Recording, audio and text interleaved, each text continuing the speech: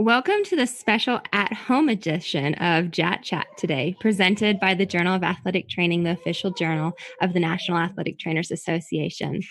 As I mentioned, we're coming to you from our homes, so it may have including such interruptions as dogs, children, or the random delivery guy. So we're just going to roll with it today. And I would just like to say thank you so much for joining us during this time.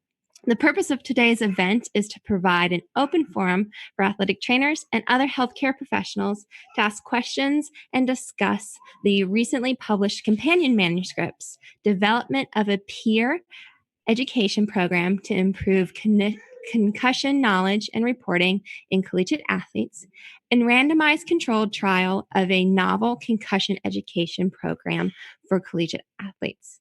Today, I'm joined by two of the manuscript's authors, Dr. Meredith Kneavel from LaSalle University and Dr. William Ernst from Chestnut College. My guest athletic training clinician today is Mr. Brendan Connell, the head athletic trainer at Pomona High School. At this point, I would like to introduce Meredith, Bill, and Brendan. Thank you guys for taking the time to meet with me today. Thanks for having us, Kara. Thanks for having us. So first, I would like to ask Meredith and Bill, how did you guys get involved in this research, and tell us a little bit about your backgrounds?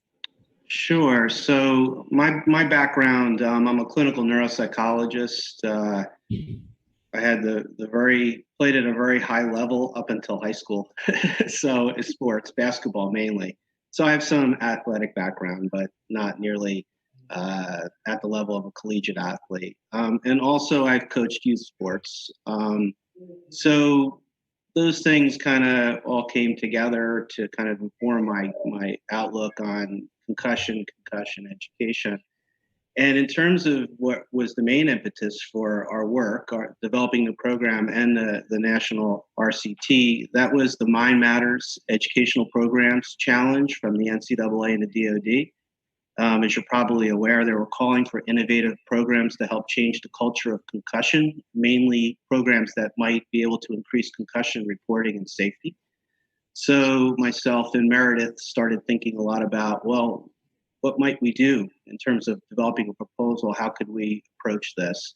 And then we were very fortunate to have the athletic trainer at the time at Chestnut Hill College, one of them, Brendan Connell, join in with us. He kind of came into it, I think, somewhat blindly, and we talked him into it, and he ended up being a tremendous asset in terms of having an athletic trainer, who's working with athletes on a daily basis, and he really helped us develop and implement the program.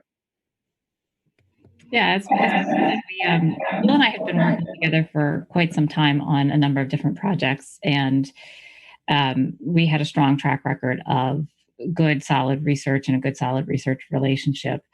And Bill approached me and said, "Do you want to work on this together?" And I said, "Yeah, let's sit down and talk about what we could possibly do together." And we came up with a really nice idea, and really a lot of it was Bill's idea. And we brought Brendan and we brought some other strong leaders at the college together who were all in, and they said, "Absolutely, this is a great idea.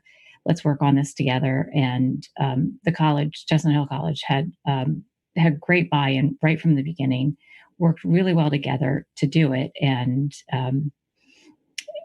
they were really supportive. And that supportive interprofessional team, I think, was one of the reasons that it was very successful. Yeah, just if I could elaborate briefly on that point, one of the nice things about being at a small college is I could literally knock on the door of the athletic director, and who I know, because there isn't, thousands of faculty and staff, and say, "Hey," at the time it was Lynn Tubman, who's now the athletic director up at Muhlenberg College. And I said, "Lynn, I have an idea. What do you think?" And she goes, "Sounds great. Anything that's going to take care of our athletes, I'm in." And then I also met with Dr. Lenore Talley, our vice president of student life. And I said, actually in the cafeteria, I said, "Lynn, hey, I have an idea. What do you think?" She's like, "Let's do it." So it was really, a lot of buy-in institutionally straight away. And you were asking about backgrounds.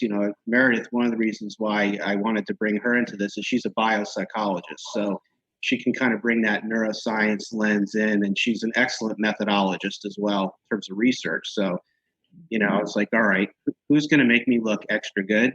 So Meredith was one person. And then we were so lucky to get Brendan. Thank you. Now, Brendan, tell us a little bit about how you got brought into all of this, and where did it really start, and how did you feel like you influenced the project? Sure.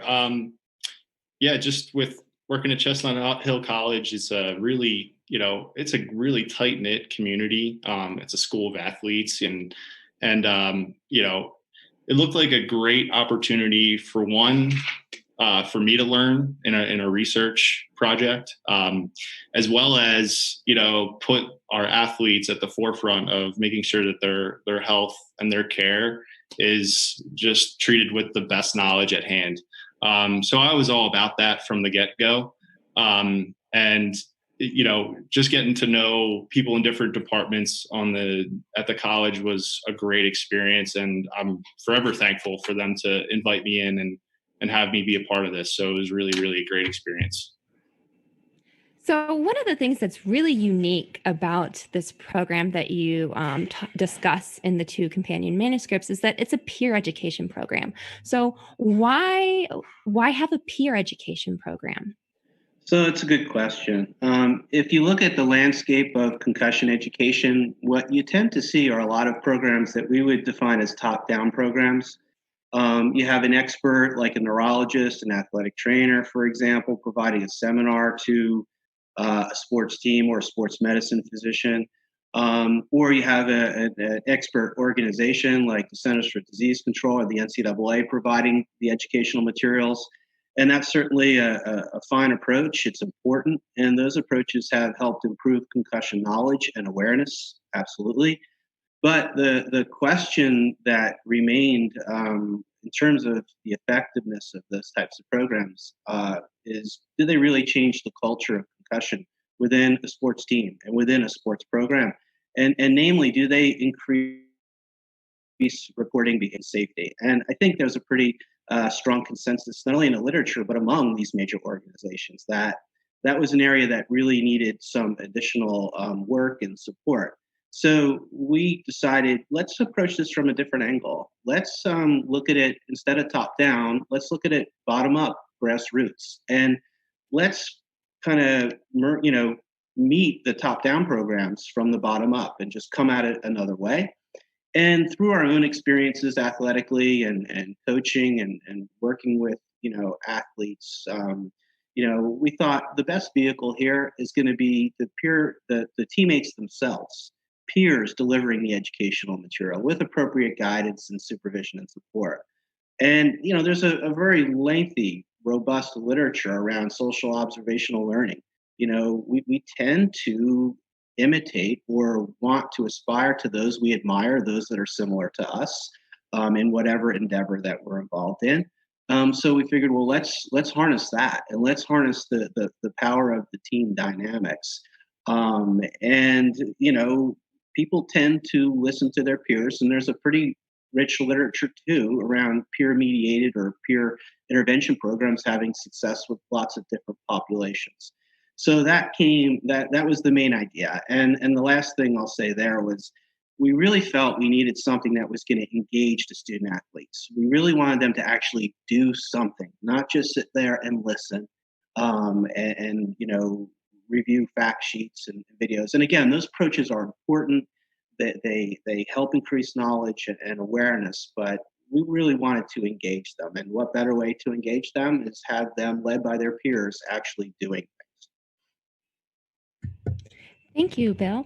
Now, Meredith, can you give us a little bit of an overview of how the program was created?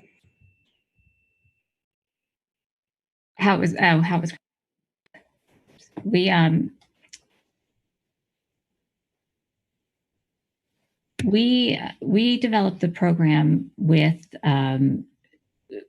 multiple steps. So the first thing that we did was we actually created a focus group in which we took our men's lacrosse team and our women's soccer team, And we asked them what was the culture of concussion on campus.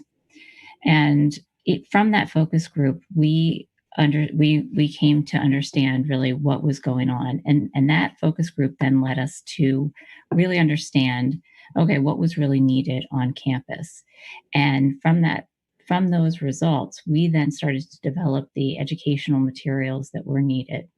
Those educational materials then we took and we used our peers in the student athletes, and we put those educational materials that we developed in front of them, and we said, okay, now we have these educational materials. What is your feedback from that? Brendan was with us. Bill and I had those educational materials, and we had them give us feedback and say, you know, how's this working? And they gave us a lot of feedback. We modified those materials, and we trained the student athletes with that material, and they presented those materials to their peers.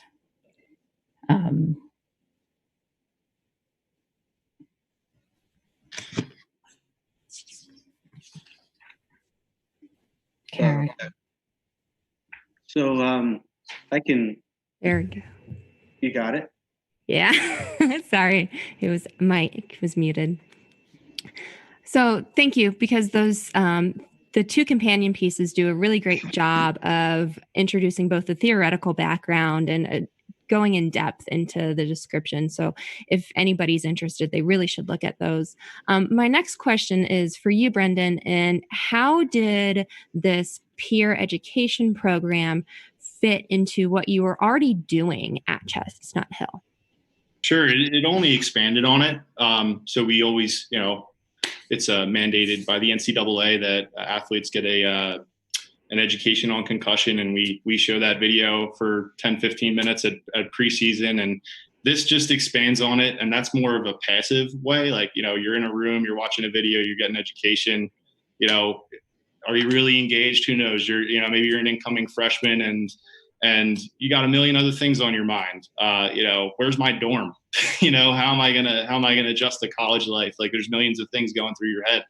This is a cool way for someone on your team, someone that you're already interacting with, and they're like, oh, well, he or she cares about it. I want to care about this too. So it's way more interactive for them to get together and discuss these things. And, you know, how concussions happen, how it's treated, and, you know, what's the return to play protocol and why we do it. So I was there for the peer educators to answer any questions in regards to the return to play process. You know, the importance of, you know, avoiding a second head injury when you already have one, and, you know, just being an advocate for their health and being there for any sort of interaction or any questions that they may have. So I thought that was really an important aspect of it. It's like, hey, we're gonna get together, we're gonna do 2 meetings together as a team, and we're gonna talk about this because, you know, we're a community, we're a family, and we want to take care of each other. And I think that was the biggest thing that I took away from it. And that was probably the most important part of this whole thing for me, anyways. Thank you. So how did you guys select these peers that would then lead the peer education program? So we, I can start with this, and I'd be curious to hear about Brendan's response, because he was part of that process directly. But the basic idea is a committee is formed between one of the coaches and the athletic trainer that serves a given team.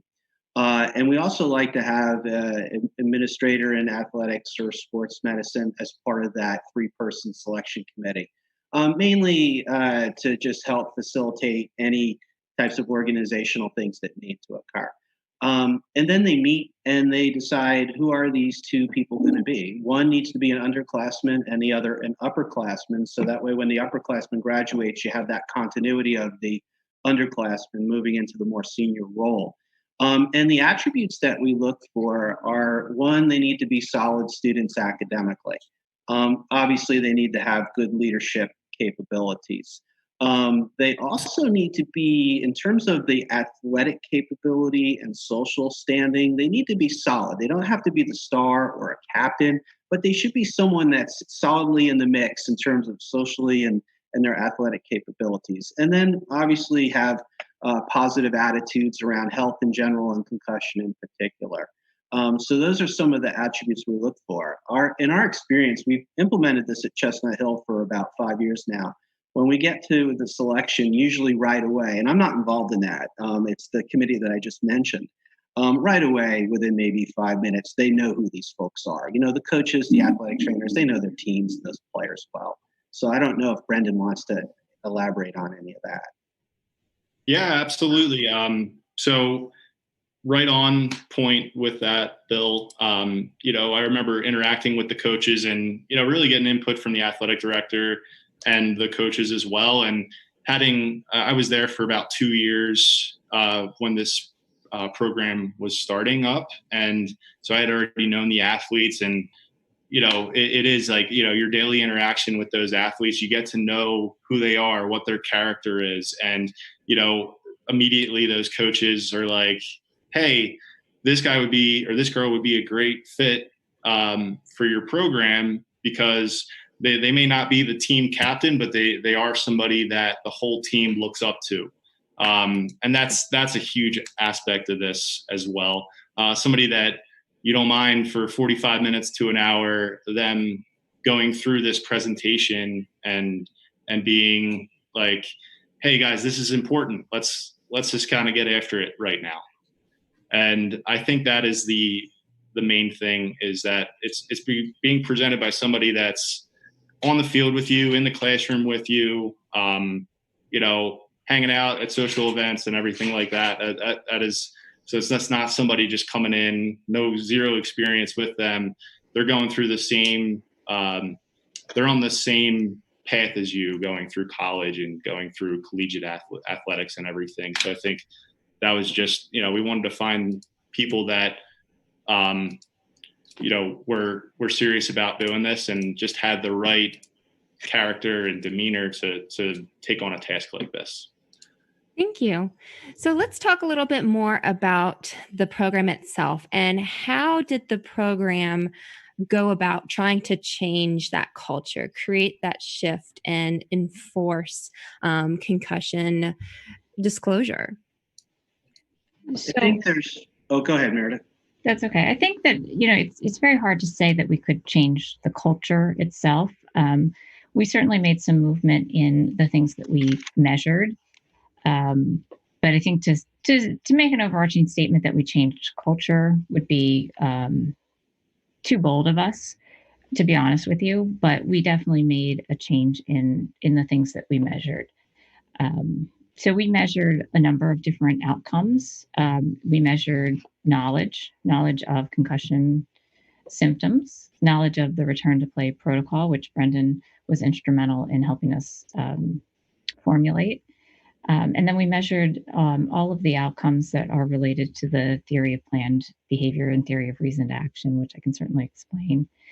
We also measured a number of outcomes that are related to reporting behavior and looking at how people report their concussions, and saw a lot of movement on that. Everything that we measured, so we measured at before we implemented the program, immediately after we implemented the program, and then 1 month later. And all of those things changed with the implementation of the program and remained high after 1 month. So we were pretty happy to see those changes not only change after the implementation, but hold steady for that, you know, length of time that we had the study going with the implementation of the program as compared to our control group. But again, I don't think we would say that we, you know, changed the culture of concussion. I think in order for us to say that, we would really want to see it played out on many more campuses for a lot longer, and get the sense from the athletic trainers. I think that's where we would see and feel, I think, more a sense of change in culture. Bill, did you want to add to that? I would just say, you know, I think that certainly is a great summary. And in terms of how we try to do it, I think it gets back to the peer-mediated model. Really trying to work from within a team, having team leaders say, "Hey guys, you know what?" or "Hey gals, we're not going to hide it anymore." And you're not letting the team down by reporting. You're helping the team by getting off the field and getting back when you're safe and 100%. And if you're worrying about losing playing time, which is what almost all of them worry about, you're going to probably lose a lot of time if you don't talk to coach, because he or she's just going to think you're not playing well if you're a little dizzy, or your concentration is off. So let them know what's going on with you, so we can have someone like Brendan, or someone like yourself, Kara, work them through the protocol and get them back safe quickly. So, it's just that kind of peer interaction. And the other thing I think that's really unique about our program, we use a cognitive behavioral model of change where the athletes actually list the thoughts that keep them from reporting, and they change those to thoughts that might increase their reporting. So we're hoping that, and Meredith always uses this term, pre-arms them with a thought process of, you know what, this isn't in my best interest or my team to hide it. It's actually in my best interest to report it. They have that schema now in their head. And then we hope, and we don't only focus on reporting yourself, we focus on reporting one's teammate, and that's a hard thing. But what are the barriers that they have around that? And we have another worksheet about reporting your teammate that they do in one of the education modules. And they're discussing this as a team as well. So now they're all talking about it as a team, like, oh yeah, I don't want to report you because I'm afraid you're going to be really angry with me. And then, but, someone else might say, well, yeah, but you're actually kind of looking out for me, right? And I don't want to be Pollyannish about this, especially if things get more competitive. We're not under the impression that the team's all going to hold hands together and, before the game and after the game, and we're going to report our concussions, hooray. We don't really think that's going to happen with every team and every athlete, but we do think this will move the needle to get them thinking about it and creating a norm where the accepted norm is that you do talk to the athletic trainer or the coach, not only when you're concerned about yourself, but when you're concerned about your teammates. So that's what we hope are the mechanisms that change the culture from within the team. And then with the coaches and the athletic trainers buying in, obviously the athletic trainers are all already majorly on board with this, but with the coaches too, getting them to kind of get more on board with this, set the tone from the top. Yeah, one of the things that was really striking to me about this, your work, was the change in language. Can you guys talk a little bit more about specifically how you try to change the language around concussion? When you say the language, are you talking about the reporting, the barriers that athletes? Well, you had a few tables in the manuscript that specifically took this negative language towards, and then just flipped it around. Tell us more about that. Go ahead, Meredith. That's okay. I think Bill just sort of in the last part of what he was saying really did touch on what I think is very unique about this particular piece that I don't think we've seen a lot in other things, and that is the teammate piece of it. Is that we really had a focus, particularly in the second part of the educational piece, which was focusing on really helping your teammate. So there's an educational component where we have the student athletes identify, and Bill was explaining this before, identify, here are thoughts and cognitions that would prevent me from reporting my concussion, and thoughts that would enhance me reporting my concussions. And then we have them also do that for their teammate. Here's what would prevent me from reporting what I think might be happening with my teammate, and here's thoughts that would pre-arm me to help me report my teammate. And we've analyzed those and looked at, what are the themes around that? And they're things that we would expect. And Bill was alluding to these earlier. If I report my concussion, then I'm going to lose playing time. I'm going to lose my spot on the team. Those are things that we know and we've seen in the literature before. But we also found some surprising things. And some of the surprising things were, what were the things that pre-arm our student athletes to help them to report? And the things that pre-arm them are things like, if I report, I'm going to save my brain in the short term as well as the long term.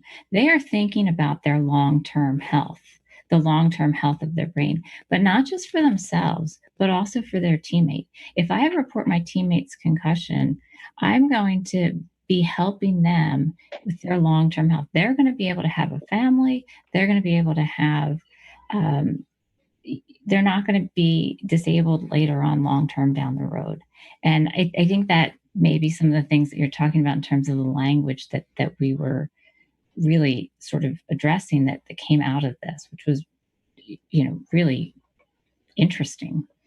It is. And, another quick example, when you look at the literature on barriers to reporting concussion, what comes up a lot across studies with high school and collegiate athletes, and we found this in our own research, is if I report my concussion, I'll lose my spot. So when we did the piloting of this program and data from our national RCT of it, that was one that came up a lot. And we're not coming up with that. The student athletes are. They're writing that on the worksheet. And we're currently working on manuscripts, doing a qualitative analysis of the worksheets. And then they change the thought themselves.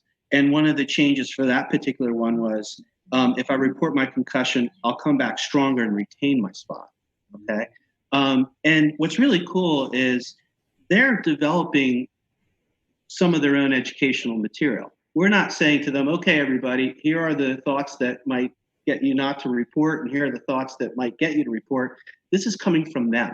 So now you have possibly gender, sport, institution-specific kind of language, to use your term, Kara, that they're developing, which is probably going to be more effective because it's germane to themselves and their team and their setting.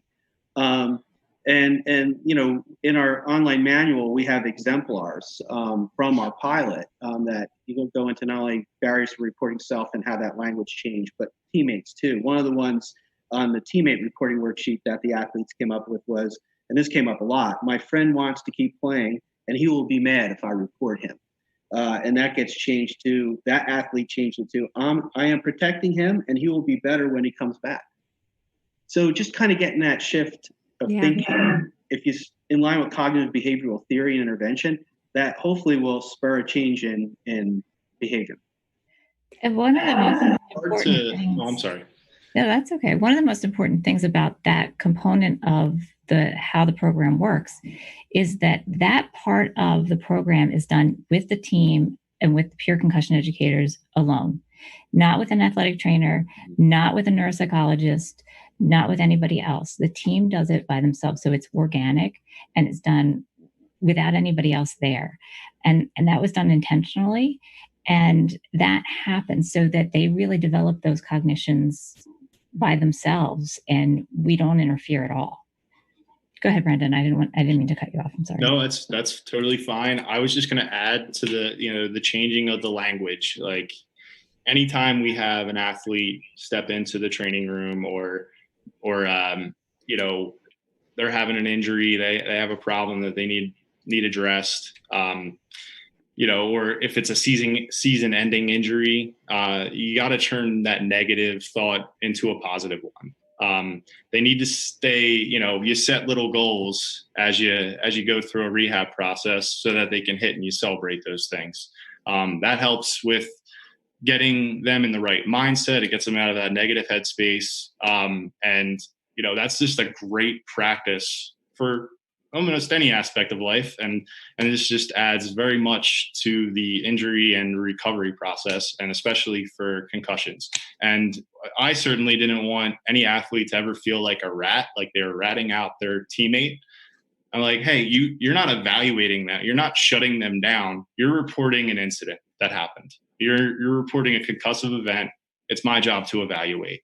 And that's it. Like, it's as simple as that. And I also like to equate it to, I worked a lot with the baseball team at Chestnut Hill, and when the pitcher catcher dynamic of, hey, the pitcher's not hitting his spots. I think there's something wrong with his arm. Hey, let's shut it down. Let's talk to the coach. We'll rehab it and we'll get you back onto the field.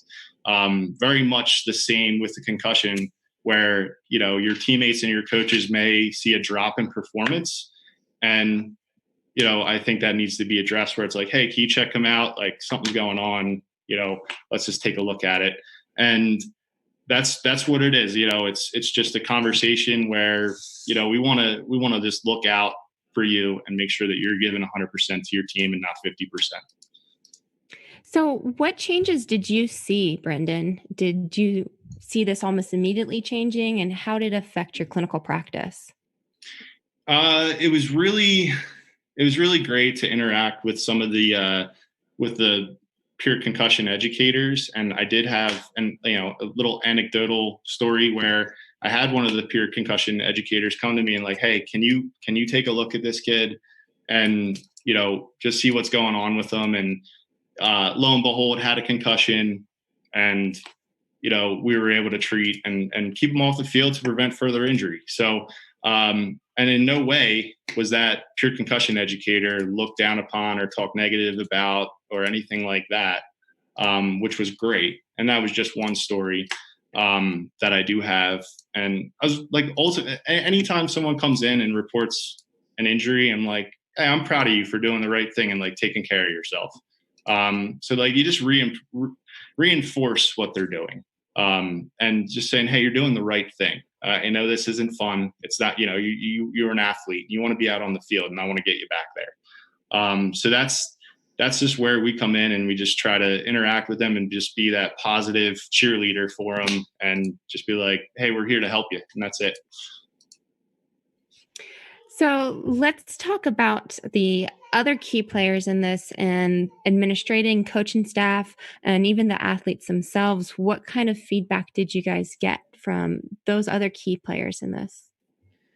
Recently, Kara, each year we plan on, when we're going to, do the program, and I meet with our director of athletics, who now is Jesse Balser, and again, Leonard Talley, our vice president for student life, and our athletic trainers, one of our athletic trainers, Denise Wisniewski, she's heavily involved in the program now. And during that meeting, we just kind of talk about, informally, hey, how's it working? What's going on?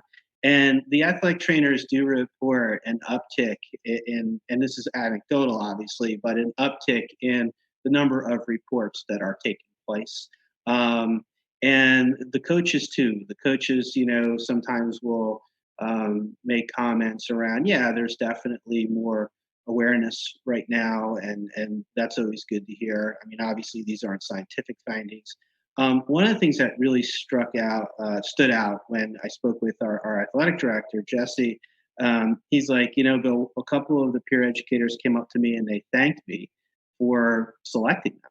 They really liked being in that leadership role. They felt it was important, and they felt it was an honor that they're being charged with a pretty challenging assignment, to help, look after the safety and work with the athletic trainer. So that tends to be the feedback that I get. And one of the unintended consequences that I didn't even consider when we were doing this was the potential to develop leadership skills. And when we presented this program to the commission, and I'm blanking on it, Brendan, you might remember the athletic league that Chestnut Hill plays in. But when we presented it to the league and the league commissioner, he pulled me aside and he said, Bill, did you really consider, there's a really nice leadership piece to this? And I said, no, thanks for pointing that out. I hadn't even thought of that. So, anyway, we think that that's going to be more of an issue as we try and expand this program to the high school level as well. And I've since moved institutions to LaSalle University, which is a D1 school. And as soon as I presented this to the athletic director there, he said, this sounds amazing. I want to present it to our student athletes, our coaches. Can you present it? I did. And he was all in, and we've started it there. And with, so we started it, and then the pandemic happened. So, so I've trained student athletes, peer concussion educators, who are well trained, but also could not then train their teammates. But those things happen. One other quick thing I'll say is kind of a humorous thing. One coach came up to me and he goes, Bill, I don't want to insult you or anything or sound like, I'm insulting you, but this idea is so simple.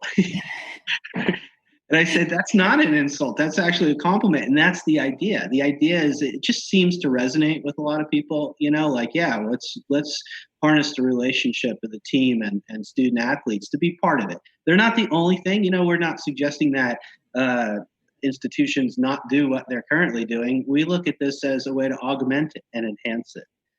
But that's some of the feedback I get, like, wow, that's really a basic idea. And I'm like, yeah, well, it is. And if it's too complicated, people aren't going to do it. So. Thank you guys so much. I do have a question from one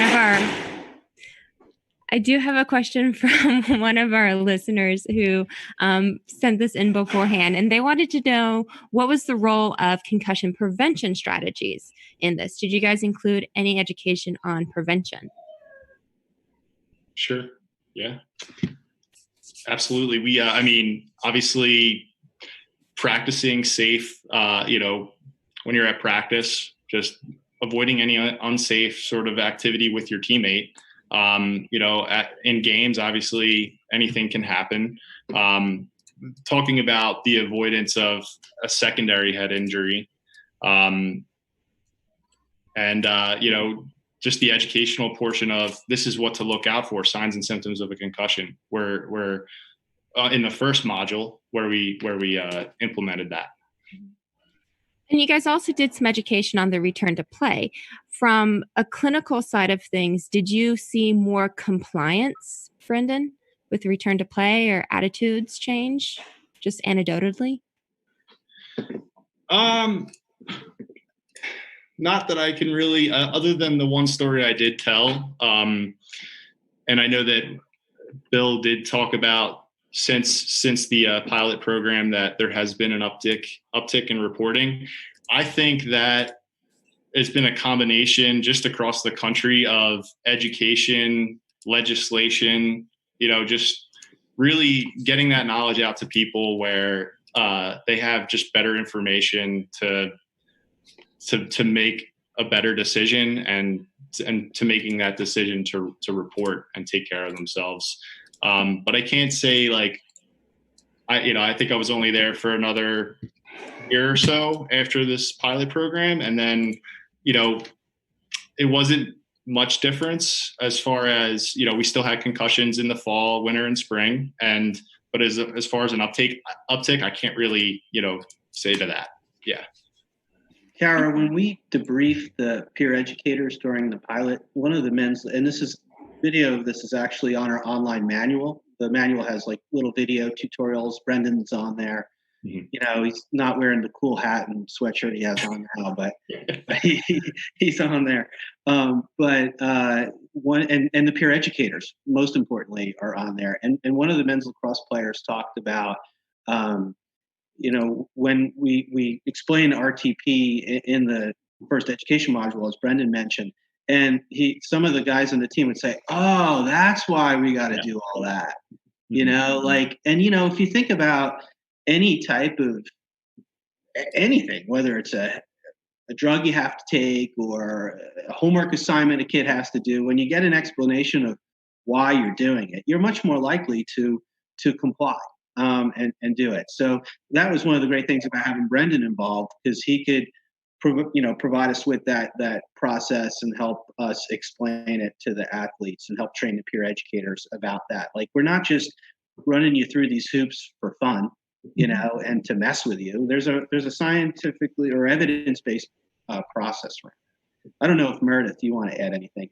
I think when we first presented the materials to them and explained the pathophysiology and then explained the return to play protocol and how it tied into the pathophysiology, the student athletes gave us feedback that they really, really appreciated that. They really all of a sudden understood it. So rather than just here are the steps in the return to play protocol, which many of them had either been through or seen a teammate go through. So many of them were somewhat familiar with the steps in the return to play protocol. So they understood that, but they didn't understand the why. They didn't understand how it correlated with what was going on in the brain and the reasons for the return to play protocol. So understanding the reasons not only helped them to understand what was the return to play protocol and the reasons for it. They really, really appreciated understanding why the return to play protocol was what it was. And that was sort of the reason why we assessed actually their understanding of it, because we really wanted to see if they were really understanding the return to play protocol and their appreciation for it, to be honest with you. And Brendan was really instrumental in putting that piece in the education module, but also in helping us to understand how the student athletes would have an understanding of that return to play protocol. It was great. But the student athletes really, really gave us a reflection of how important that was for them to understand. So prior to that, their understanding was just like, oh, I have to do this. And after, their understanding was, oh, I understand why I have to do this. Sure. And anyone that has a concussion is, there's always a concussion and evaluation, and then a consultation of what the next steps are and why. This was just great because it was, presented from the peer educators and I think that is a huge part of it. You're hearing it from your buddy that's on the field with you, and that's a big aspect. Absolutely. So thank you guys again so much for talking. And there's so many things that this program is very multifaceted, and there were so many different layers of development and taking feedback that I really recommend this to anybody who's further interested. And if any of our listeners are interested in potentially implementing this in their own clinical practice, what resources are available for them? So the way to access it is our online manual, which the links can be found in both of the articles and through Chestnut Hill College's website. Bill, did you want to? If you go to Chestnut Hill College and you just Google the Center for Concussion Education and Research, there's a link to the online manual there. And there's also, as Meredith mentioned, in both of the articles in press with JAT, there's links directly to the manual. So you have to read the article. But if you read the article, you'll find the link. That part of it. And so it's pretty easy to get to. But just chc.edu, just getting Chestnut Hill's website, get you to it. And the manual is it's a step-by-step. So the entire program was meant to be utilizing the manual without any intervention. So, and the entire RCT paper is about how anybody could pick up the manual and utilize it without interference. So our role was with anybody who utilized it was just our research part of it, and the utilization of it was on its own. It's a very good point. Working with Mind Matters and the NCAA, they really wanted something that was scalable and could be disseminated broadly. And that was the idea for the online manual. So once you click on it, all the steps to implement the program are laid out, all the procedures, what personnel are needed or recommended, and then all the educational materials are embedded in it. It's really easy to follow. And, Meredith, you want to just briefly touch on the RCT, the athletic trainer debrief? So inside the RCT paper is a debrief from the athletic trainers who implemented the program. So the athletic trainers gave us feedback about how they felt it was, like how it was to actually utilize it. And overall, they gave us really good feedback, and they gave us feedback about some things that were negative as well. Mostly, they said it was the materials were very easy to access, so the online manual was easy to access. The education materials were interactive. The student athletes really enjoyed the online materials. The worksheets that we talked about earlier were very interactive, and the student athletes really enjoyed those. They did say that the science was a little bit intense sometimes, and that there was some variability, so that words like pathophysiology tripped some student athletes up. But we know that. And so we've toned down that a little bit. They also talked about that there's some variability among some of the peer concussion educators. So you'll have a little bit of variability from one student athlete to another. So there are some limitations. The other thing that we know is very difficult is timing. And one of the things that I always say is that if you want to find the busiest student on campus, you find a student athlete. And so timing and scheduling of this is difficult. It takes 2 hours total, an hour, 45 minutes to an hour to train the peer concussion educators, and then about 45 minutes to an hour for the student athlete peer concussion educators to train their team. We do recommend, if possible, to do that during preseason. That's probably the time you're going to find best. We weren't able to do that during this, and that made it more difficult. So to find the easiest way to do that would be to do that during preseason, probably. Bill, do you have anything to add to that? Yeah, I would say just the team commitment is 45 to 60 minutes. So a lot of times when I talk with the coaches, they're like, "Oh, no problem. We'll just work this into a team meeting." And then the peer educators obviously have about 45 minutes to train them, and then they have to deliver it to their teammates. So they have about a 2-hour commitment. But I think one of the other things that's very innovative about this program is that's the program proper, but then the peer educators are now embedded on that team. Right. So it's not like a one-time thing. They are there now as a resource, as a liaison between the coaches, the athletic trainers, and the team.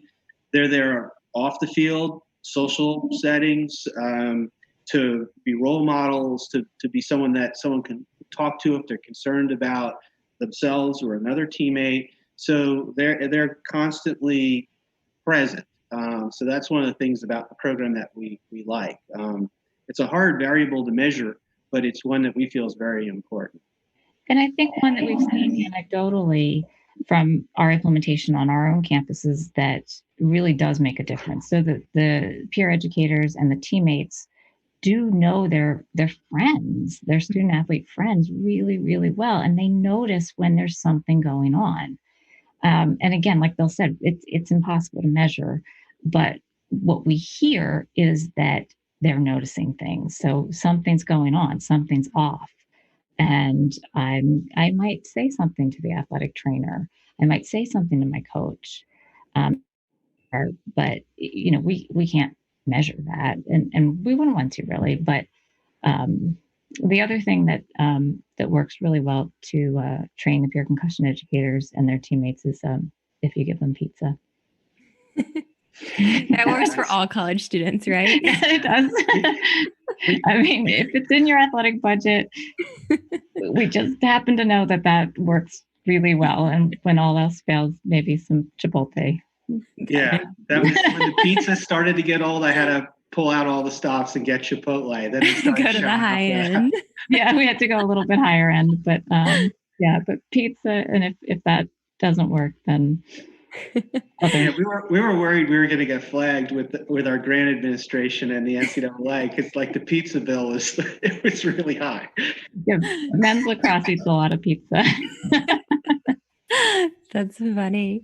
So as we're closing up, where do you guys see this going in the future?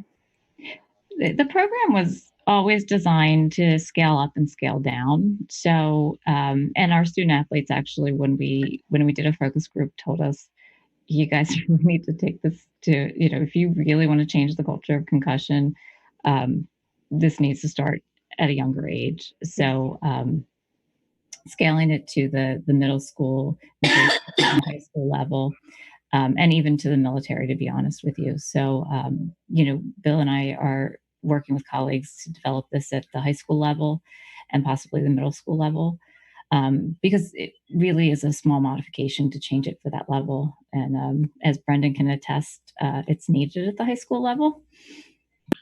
Absolutely. Just being the sole athletic trainer at a high school. I mean, I have 3 levels of football that I would love to get these kids, understanding what a concussion is.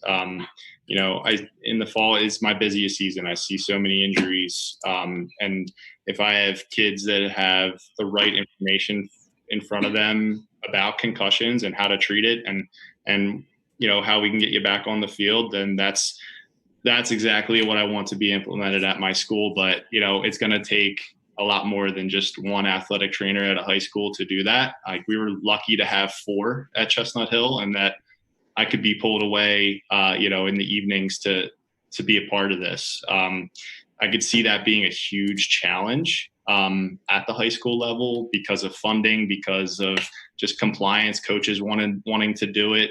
I know that there's still some old school train of thought, rub some dirt on it and you're good. That unfortunately that I still have to deal with. And it's you got to be diligent. You got to be really committed to, what is true and treating these kids to the best of your ability. And, thankfully at Chestnut Hill College, we had amazing support up and down, coaches, admin, staff, everybody was just amazing. And if we can get people on board like that at the high school level, then we're good to go. I think it'd be a great step forward. Yeah, I would just like to second that. We, as Meredith mentioned, the idea was how can we make this transferable? Mm-hmm. So when you really think about it, if you look at the military, you have the platoon versus the team or the unit. And you could have peer educators that are, service members. One of my doctoral students, Latoya Small, she was a medical corpsman. She's a lieutenant in the Navy. So I picked her brain and I said, what do you think? How would this work? And she reviewed it and she goes, oh, it would probably be a pretty easy kind of modification. And then, as Meredith mentioned, we have a partnership we're developing with NYU's Concussion Center. And an athletic trainer there named Julia Drattel came to a presentation I gave at the Sports Neurology Conference. And we started talking. Mm-hmm. And since we've had some meetings with them, because she does a lot of outreach. She's an athletic trainer at the Concussion Center that does a lot of educational outreach with high schools. And Brendan doesn't fully know it yet, but he's getting dragged back into this next project where we try and modify this for high school students. So just make sure you have some spare time, Brendan. No problem. Accepted. I accept that challenge. I like it. That's awesome. It sounds like you guys have a lot of wonderful new initiatives coming our way here soon. So again, thank you guys so much for taking the time to talk with me today. Brendan, Meredith, Bill, it was a pleasure talking with y'all. Any parting words? Yeah, thanks for having us. Thank you for having us. And again, we're very grateful to the NCAA and DoD Mind Matters Educational Programs Challenge, who provided us with financial support and consultation. And just to reiterate what Brendan mentioned, at Chestnut Hill College, there has been strong support. The athletic trainers, the director of athletics, vice president of student life, academic affairs, across the board, everybody there, the website folks, videographers, all came together to really help us make this a pretty successful project. Thank you, guys. And just a reminder for everybody watching and listening, all of these companion manuscripts and all of JAT's material is available free of charge, thanks to the National Athletic Trainers Association. Thank you guys again for joining me on JATChat.